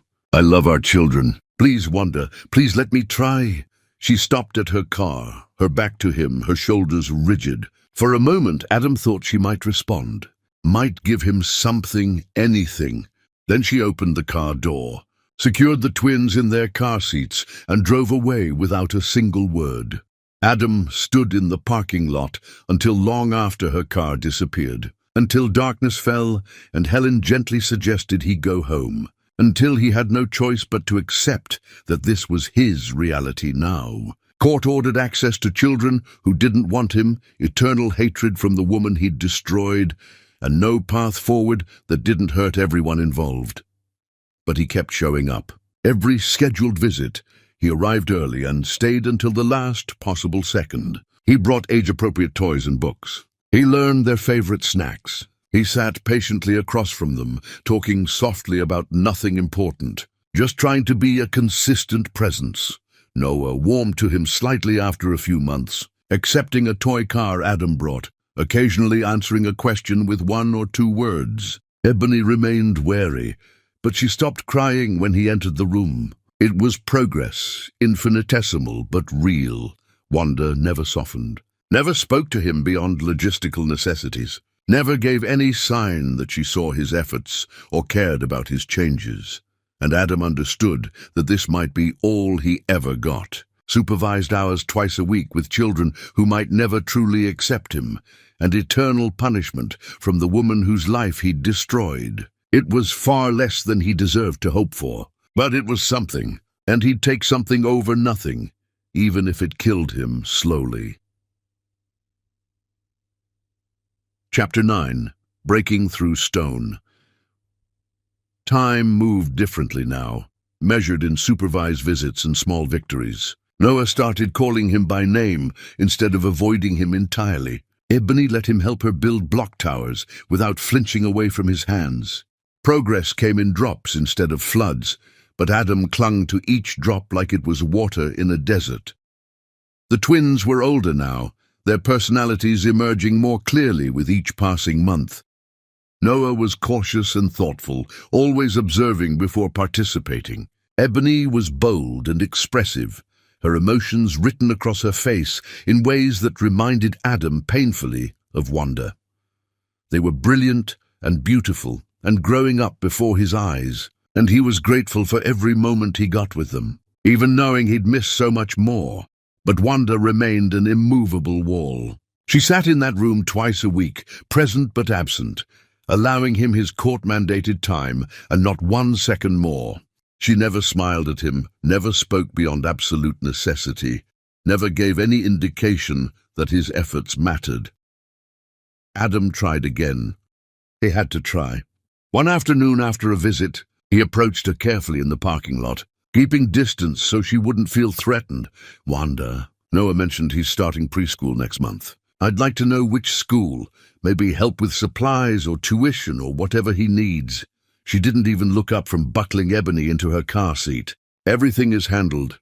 Your child support covers your contribution. Stay out of decisions that don't concern you. They're my children, Adam said, frustration creeping into his tone despite his best efforts. Their education concerns me. Now she looked at him, and the coldness in her eyes froze his blood. You have supervised visitation twice a week. You have no decision-making power, no input rights, no say in how I raise them. The judge was clear. Don't push me, or I'll have the arrangement reviewed, and you'll have even less access than you do now.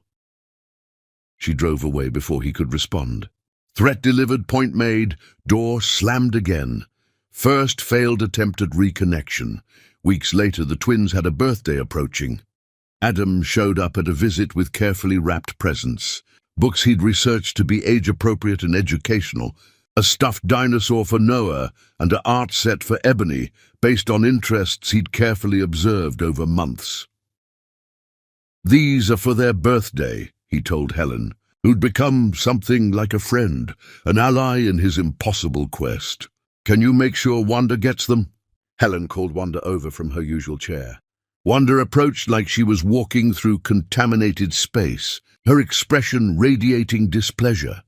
Mr. Salt has birthday gifts for the children, Helen explained. Adam held out the presents, hopeful despite knowing better. I thought they might like these.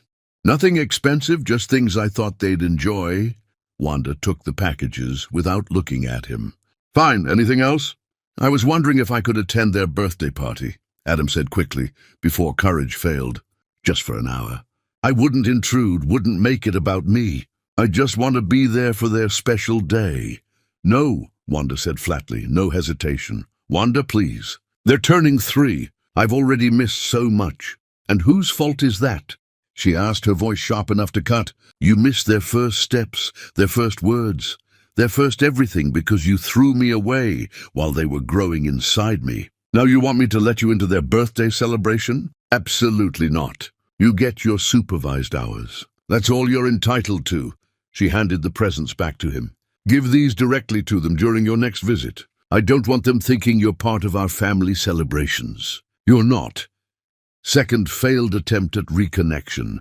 The rejection hurt, but Adam pressed forward. Months passed, and he noticed Wanda looking exhausted during visits, dark circles under her eyes, a tightness around her mouth that spoke of stress beyond their situation. Are you okay? He asked once, unable to stop himself despite knowing she'd shut him down. Don't pretend to care about me, she snapped. Your concern is unwelcome and unnecessary. I do care, Adam said quietly. I know you don't believe me, but I never stopped caring. Not really, Wanda laughed, harsh and humorless. You cared so much you called me worthless and married someone else within weeks. Your version of caring nearly destroyed me, Adam. I don't need it. I don't want it. Focus on the children and leave me alone. Third, failed attempt at reconnection. Adam started volunteering at a community center where he learned. Wanda's charitable foundation donated funds and resources. He didn't do it to impress her or manufacture encounters. He did it because he wanted to be better, wanted to be the kind of man his children could be proud of, wanted to contribute to something meaningful. Wanda showed up one day for a foundation site visit, freezing mid-step when she saw Adam helping set up tables for a children's literacy program. What are you doing here? She demanded, her voice tight with suspicion. Volunteering, Adam answered honestly. I teach a reading program on weekends. Have been for a few months now. This is my foundation's project, Wanda said, accusation clear in her tone. Are you following me? Trying to manipulate your way closer. I didn't know you'd be here today, Adam said, exhausted by her constant suspicion, even though he understood it. I just wanted to help. That's all. I'm allowed to volunteer, Wanda. I'm allowed to try to be better. She studied him for a long moment, searching for lies or manipulation. Whatever she saw didn't satisfy her. Stay away from me, she said coldly. I don't care what you do with your time, but don't use my foundation as an excuse to force interaction. We have nothing to say to each other. She conducted her site visit on the opposite side of the building, never looking in his direction again. Fourth failed attempt at reconnection, though he hadn't even been trying that time. Adam wrote her a letter on the twins' birthday, not trying to send it through official channels, just leaving it with Helen to pass along if Wanda was willing to accept it. The letter wasn't long, just heartfelt apology and acknowledgement of everything he'd destroyed, everything he'd learned, everything he wished he could undo.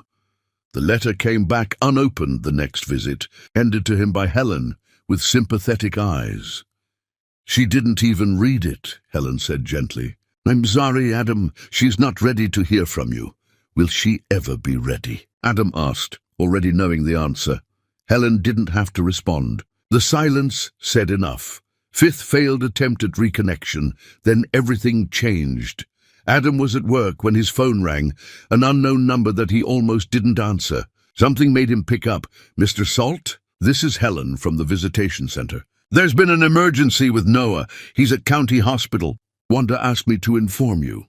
Terror gripped Adam's chest. What happened? Is he okay? I don't have details, just that it's serious. You should get there. Adam ran, left work without explanation, took buses that felt impossibly slow, arrived at the hospital frantic and terrified. He found the pediatric wing, asked for Noah Saltpeter at the nurse's station, was directed to a family waiting area where Wanda sat alone, her face buried in her hands, her whole body shaking. Wanda, Adam said, and she looked up with eyes red from crying, mascara streaked, her carefully maintained composure completely shattered. He collapsed at preschool, she said, her voice breaking. Some kind of blood disorder, they think. He needs a transfusion, maybe multiple transfusions, but his blood type is rare. They're searching for matches, but it could take hours or days, and he doesn't have days, Adam. He doesn't have time. Adam sat beside her without asking permission, his own terror matching hers. What can I do? I'll give blood, donate whatever he needs. Tell me what to do. They're testing you now, Wanda said, wiping her face with shaking hands. They took samples when you arrived. If you're compatible, you could help him. If not, she couldn't finish the sentence, couldn't voice the possibility. They sat in silence.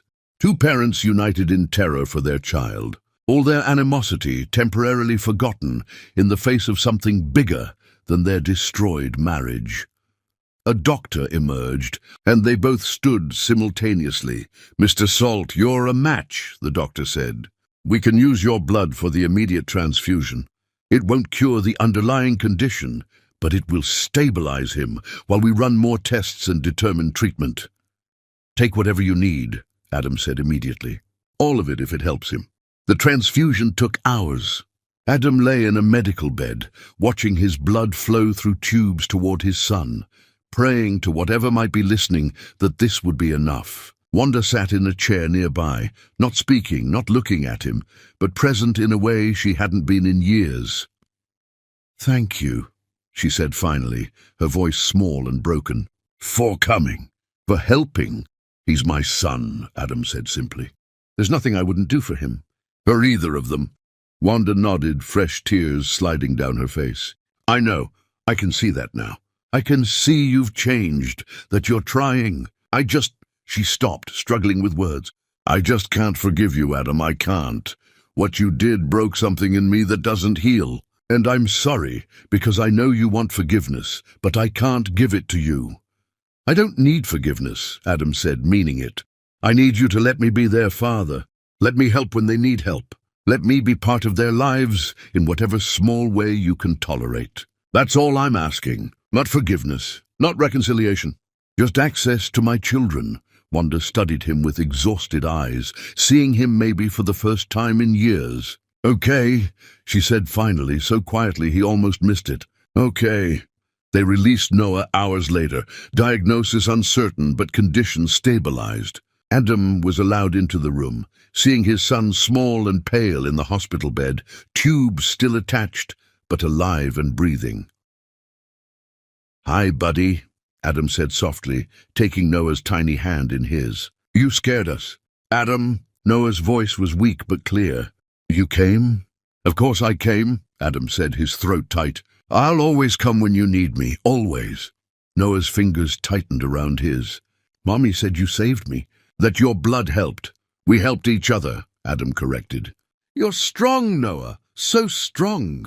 Wanda stood in the doorway watching them, her expression complicated and painful.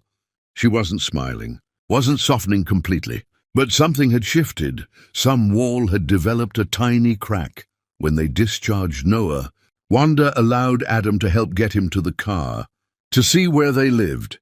even though she'd hidden that information for years. To follow them home and help settle Noah into bed, Ebony was there with a babysitter, throwing herself at Adam when she saw him. "You fixed Noah," she said, hugging his legs fiercely. "Mommy said you fixed him." Adam knelt down, hugging her back carefully. "I helped a little." But Noah fixed himself by being brave. He spent an hour with them, reading stories, making sure Noah was comfortable, being allowed into their home and their lives for the first time. When it was time to leave, Wanda walked him to the door. "This doesn't change everything," she said, her voice firm but not cruel. "I'm still angry, still hurt, still can't trust you completely, but I see you've changed. I see you love them. So I'm going to propose family dinners. Once a week here, supervised by me. You come, you eat with us, you leave. That's it. No more, no less." It was more than Adam had dared hope for. "Thank you," he managed, his voice thick with emotion. "Don't thank me," Wanda said, exhaustion making her honest. "I'm not doing this for you. I'm doing this for them. Because they deserve to know their father, assuming you keep proving yourself worthy. Which is not guaranteed, Adam. One mistake, one broken promise, and we're back to the visitation center." "Understand?" "I understand," Adam promised. "I won't let them down. I won't let you down." Wanda didn't respond, just closed the door gently, leaving Adam standing on her porch, feeling something dangerously close to hope for the first time in years. Chapter 10. The Long Road Home. Time passed, the way seasons change, slowly at first and then all at once. Sunday dinners became routine, a rhythm Adam built his entire week around. He arrived exactly on time, never early enough to seem pushy or late enough to seem unreliable. He brought simple contributions: fresh bread from the bakery near his apartment, flowers for the table that Ebony liked to arrange. Nothing expensive or showy, just consistent presence. The twins grew comfortable with him in increments. Noah started asking him questions about everything, his curious mind finding safety in Adam's patient answers. Ebony draped herself across his lap during after-dinner stories, trusting him with her weight and her attention. These moments were precious beyond measure, fragments of the fatherhood Adam had forfeited and was slowly, painfully earning back. Wanda remained guarded. She was civil during dinners, even occasionally smiled at something funny Noah said, or laughed when Ebony performed elaborate made-up dances. But she never smiled at Adam, never laughed with him. The wall between them had developed cracks, but remained fundamentally intact. Adam accepted this, had to accept it. He destroyed her trust so completely that rebuilding it might take the rest of his life, and even then might never fully succeed. So he focused on the twins, on being the father they deserved, on proving through actions rather than words that he'd changed. He advanced at the research lab, his dedication and brilliant mind finally recognized despite his tarnished reputation. The pay improved, his apartment upgraded slightly. Nothing approaching his old life, but stable enough to support child. Support payments and occasional gifts for Noah and Ebony. He lived modestly and was content. Then, crisis struck Wanda's world. Adam heard, through industry channels, about the hostile takeover attempt against Peter Pharmaceuticals. A massive corporation backed by international investors was buying up shares, spreading rumors about Wanda's management, attempting to force her out of the company her father had built. The attack was vicious and coordinated, the kind of corporate warfare that destroyed empires. Adam still had connections, people who remembered him from his old life, favors he'd earned through years of work. He spent 3 weeks making calls, sharing intelligence about the attacking corporation's vulnerabilities, connecting Wanda's team with investors who valued her vision. He worked late nights after his lab shifts, exhausted himself pursuing leads, asked for nothing in return. When the takeover failed spectacularly, Wanda's head of security traced much of their success back to Adam's assistance. A week later, Wanda called him directly for the first time in years, her voice professionally neutral. "Come to my office tomorrow, 2 o'clock. Adam's hands shook as he took the bus to her building, was escorted through security to executive floors he'd never seen, shown into an office bigger than his entire apartment. Wanda sat behind a massive desk, powerful and intimidating, every inch the billionaire CEO. "I know what you did," she said without preamble. "Why?" "Because it was right," Adam answered honestly. "Because you didn't deserve to lose what you'd built. I didn't expect anything in return." Wanda studied him for a long moment, her expression unreadable. "I'm not thanking you. I'm not forgiving you. What you did to me, to us, to our children, doesn't disappear because you made some phone calls." "I know," Adam said quietly. "I'm not asking for forgiveness, Wanda. I stopped expecting that years ago." "But I see you've changed," she continued, her voice softer now, more complex. "The children mention you constantly. Noah asked last week why you don't come to dinner more than once a week. Ebony drew a picture of our family, and you were in it." She paused, something flickering across her face. "That scared me, them seeing you as part of our family. But maybe they're right to. Maybe you've earned that, at least with them." Silence stretched between them, full of history and pain, and the faintest possibility of something else. "I'm not proposing anything dramatic," Wanda said finally. "I'm not saying we're reconciled or that I've forgiven you, because I haven't. The wound is still there, Adam. It probably always will be. But I'm willing to expand dinners to twice a week. You can attend some of their activities, school events, things like that. Supervised, always, with clear boundaries. This is about them, not us. Do you understand?" "I understand," Adam said, his throat tight. "Thank you for giving me this chance, for letting me be their father." "Don't thank me," Wanda said, echoing words from years ago. "Just keep showing up. Keep being reliable. One broken promise, Adam, and we're done. Completely done." He kept showing up. Through Noah's preschool graduation, where he sat 3 rows behind Wanda, but was there, witnessing. Through Ebony's first dance recital, where he brought flowers and made his daughter beam. Through countless small moments that built into something approaching normalcy. The walls between him and Wanda didn't crumble, but they lowered incrementally. She started asking his opinion occasionally about the twins' needs. Let him help with homework sometimes. Allowed him to take them to parks with her present, watching from a bench, but no longer hovering quite so protectively. It wasn't forgiveness.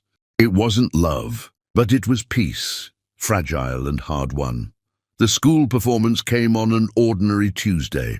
Noah had a speaking part in a play about community helpers. Ebony was in the chorus, singing enthusiastically if not quite on key. Adam arrived early, finding a seat, and felt his heart stop when Wanda sat down beside him, not 3 rows away, not across the aisle. Beside him, with only 1 seat of space between them. They watched their children perform, both wearing expressions of fierce parental pride. When Noah delivered his lines perfectly, they exchanged a glance of shared joy. When Ebony waved excitedly from the stage, they both waved back. It felt like a family. Not a fixed one, not a whole one, but something real and present and possible. After the performance, they walked to the parking lot together, Noah holding Adam's hand and chattering about his performance, Ebony holding Wanda's hand and doing the same. They reached Wanda's car, and Adam prepared to say goodbye, as always. "They asked if you could come to dinner twice this week instead of once," Wanda said, not quite meeting his eyes. "I said I'd think about it." "What did you decide?" Adam asked carefully. "I'm still thinking," Wanda admitted. "This is hard for me, Adam. Letting you close feels dangerous. Like I'm setting myself up to be destroyed again." "I would never hurt you again," Adam said earnestly. "I swear it." "You can't promise that," Wanda countered, finally looking at him. "Nobody can promise that, but maybe that's okay. Maybe we don't need promises. Maybe we just need consistency, time, space to figure out what this looks like." She loaded the twins into the car, Adam helping with Ebony's seatbelt as he did now, their hands brushing in a way that felt less accidental than it once did. "Next Sunday," Wanda said through her open window. "Dinner come at 5 instead of 6. We'll see how it goes." It wasn't forgiveness. It wasn't reconciliation. It wasn't love restored or marriage repaired. But it was movement forward instead of frozen. It was possibility where once there'd been only walls. Adam watched them drive away, his children's faces pressed against the back window waving goodbye, and felt something he hadn't felt in years settle into his chest. Not quite hope, not quite healing, but the sense that maybe someday, after years of proving himself, after consistent presence and earned trust, there might be something more than what they had now. Or maybe there wouldn't. Maybe this distant co-parenting with occasional moments of warmth was all they'd ever achieve. Either way, Adam would take it. Would show up every Sunday, every activity, every moment he was allowed. Would love his children fiercely and their mother carefully, respecting boundaries while slowly, painfully earning the right to stand closer to the family he'd once thrown away. The ending wasn't neat or certain. Real life rarely was. But it was honest and earned and infinitely better than the nothing he'd had before. And maybe, in time, that would be enough. Forgiveness, Wanda realized, wasn't about letting him back in. It was about finally letting herself be free.